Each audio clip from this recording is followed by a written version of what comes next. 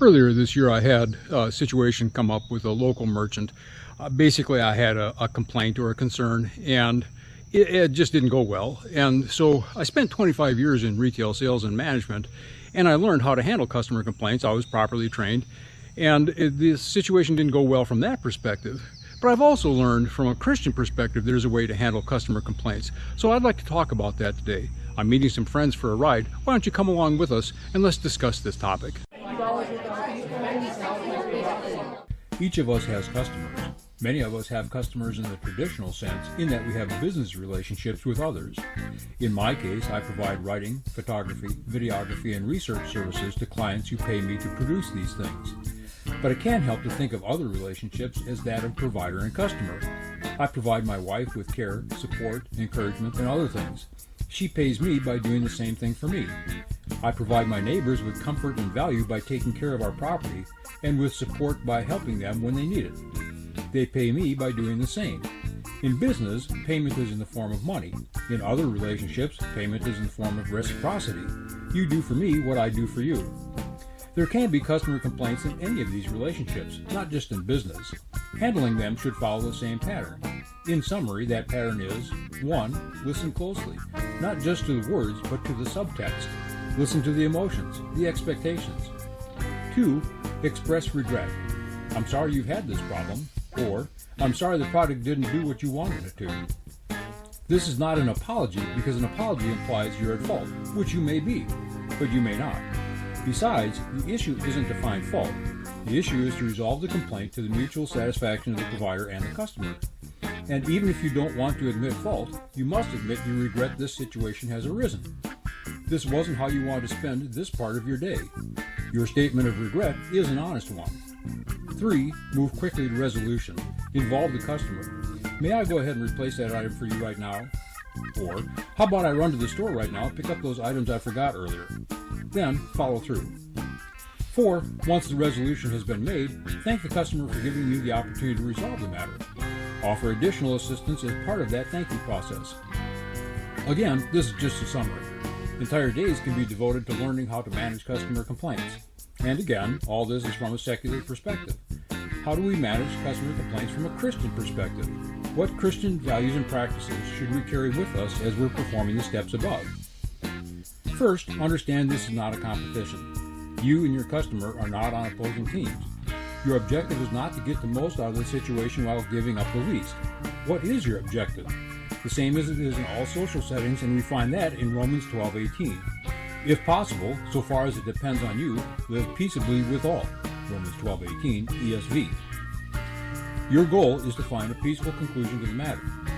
Second, understand that it is not the customer who judges you. At the time they're assaulting you with angry words, how could you, and why do you people, and the like, they are indeed trying to pass judgment on you. In their mind, you're at fault, and they're the victim of your error. But as Christians, we need to understand that judgment belongs to God and God only. And this isn't judgment just in our final days, judgment for how we've lived our lives. It is judgment for every day, for every event, trivial or monumental. It is judgment between me and God and between me and others. Let's look at a few verses. For the Lord is our judge, the Lord is our lawgiver. Isaiah 33:22, NIV. May the Lord act as judge, and may he decide between me and you. 1 Samuel 24:15a, ISV. There is one lawgiver who is able to save and to destroy. Who are you who judges another? James 4:12, Modern King James. Third, I need to be honest with myself.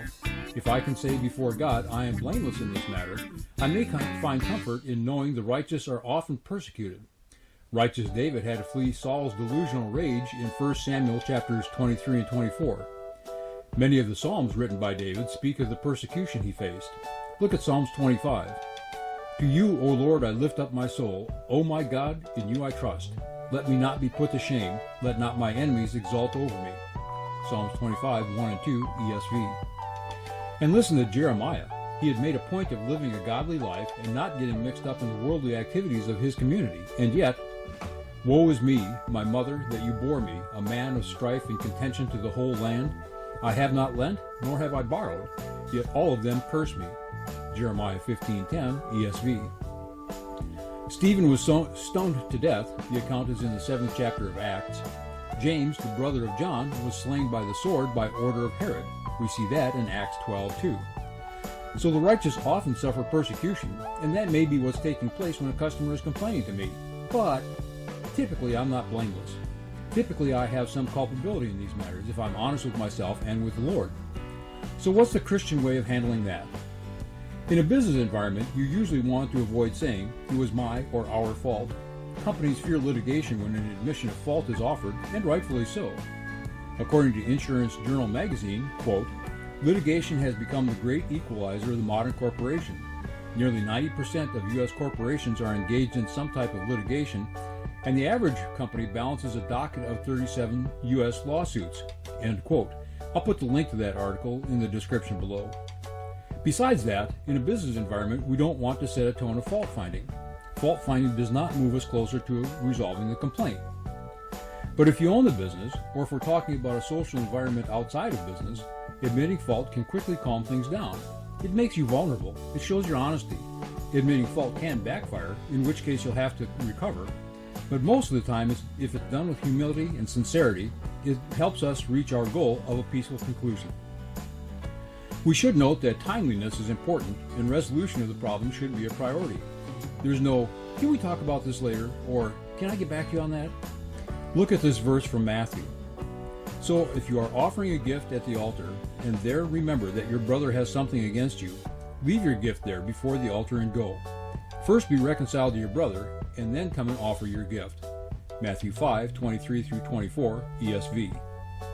Note that in Matthew we are told to first go and settle things with persons, but then come back and return to our relationship with God, which is what offerings are all about. And this is the last critical step for the Christian. If we are not at fault in the matter of the complaint, we can praise and thank God for that. But again, it's rare that we are truly blameless, and we don't want to fall into the ego trap of the Pharisee in Luke 18. This is Jesus speaking. "Two men went up into the temple to pray, one a Pharisee and the other a tax collector. The Pharisee, standing by himself, prayed thus, 'God, I thank you that I am not like other men, extortioners, unjust, adulterers, or even like this tax collector. I fast twice a week, I give tithes of all that I get.' But the tax collector, standing far off, would not even lift his eyes to heaven, but beat his breast, saying, 'God be merciful to me, a sinner.' I tell you, this man went down to his house justified rather than the other. For everyone who exalts himself will be humbled, but the one who humbles himself will be exalted." Luke 18:10-14 ESV. Most of the time we have a role in the matter. Most of the time we have somehow erred. After all, customers virtually never complain when they get good products, good service, and good value. Somehow or another, we have fallen short. And so finally, in step 4, we must realize that sending away a satisfied customer is not the end of the process for the Christian. We must confess and repent before the Lord, because all sin is ultimately a sin against God. Let's look at some verses. "Then Pharaoh hastily called Moses and Aaron and said, 'I have sinned against the Lord your God and against you.'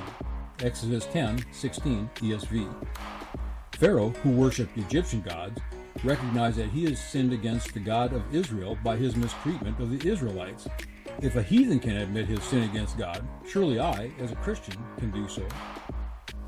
Here's what David said to the Lord in his remorse for using his position of power to have sex with Bathsheba, another man's wife. "Against you, you only, have I sinned and done what is evil in your sight." Psalms 51:4 ESV.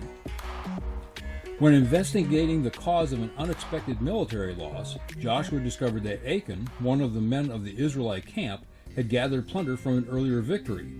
God had specifically told the Israelites not to take anything from that battle. Hear Achan's confession of guilt. "And Achan answered Joshua, 'Truly I have sinned against the Lord God of Israel, and this is what I did.' Joshua 7:20 ESV. And from there, Achan goes on to enumerate what he took and tell Joshua where those items were hidden. And finally, here's Joseph's reply to his employer's wife when she attempted to seduce him.